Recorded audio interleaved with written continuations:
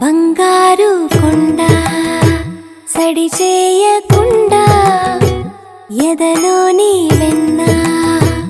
దోచేనే ఏ చోటు లాగే దోబుజులాడి దరి చేరకుండా కాంచేనే